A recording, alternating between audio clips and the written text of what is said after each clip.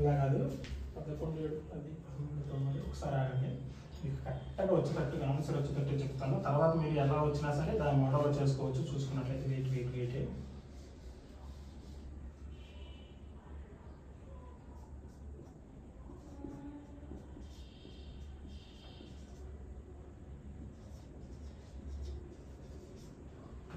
యొక్క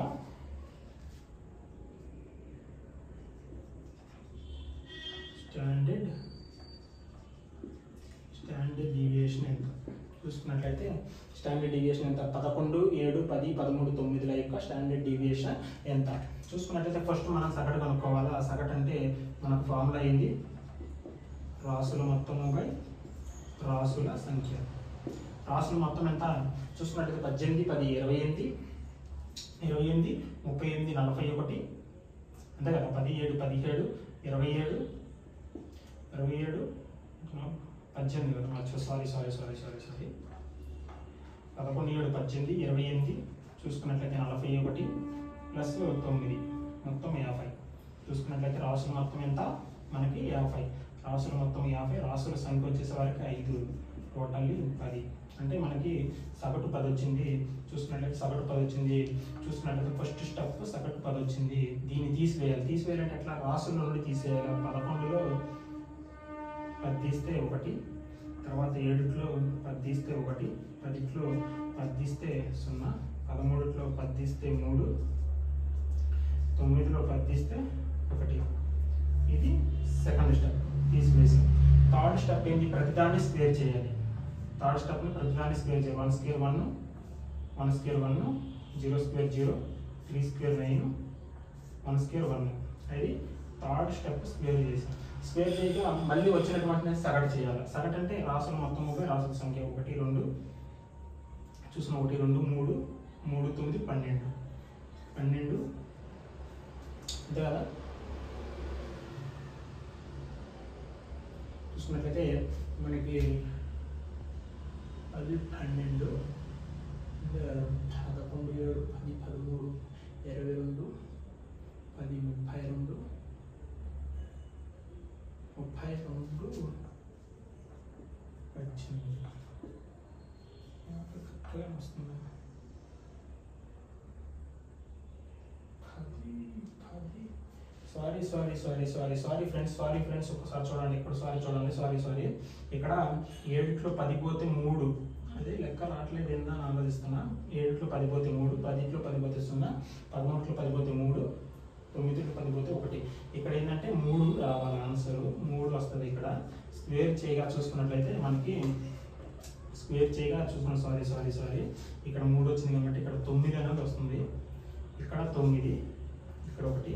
ఓకే చూడండి. సారీ ఇక్కడ తీసివేయగా 10 10 తీసివేయగా 1 3 0 3 1 1 square 1 3 square 9 0 square 0 3 square 9 1 square 1. చూసుకున్నట్లయితే 1 9 10 10 0 10 10 19 1 20 4 కూడా అయిపోయింది. చూసుకున్నట్లయితే ప్రతి దాన్ని స్క్వేర్ చేసాం కదా. ఇక్కడ 4వది ఏంటంటే సగటు కదా. 3 స్క్వేర్ దాన్ని స్క్వేర్ చేసాం. వచ్చిన దాన్ని సగటు చేయాలి.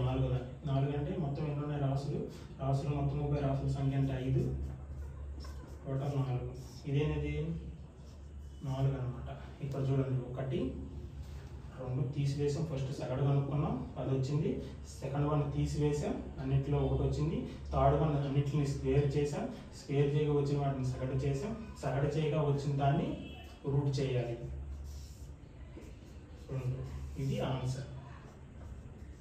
ఇది ప్రాథమిక విచలనం యొక్క ఆన్సర్. అది మొత్తం 5 స్టెప్లు కూడా గుర్తుపెట్టుకోండి. ఈ విధంగా లెక్కలు అనేవి అడగడం జరుగుతుంది.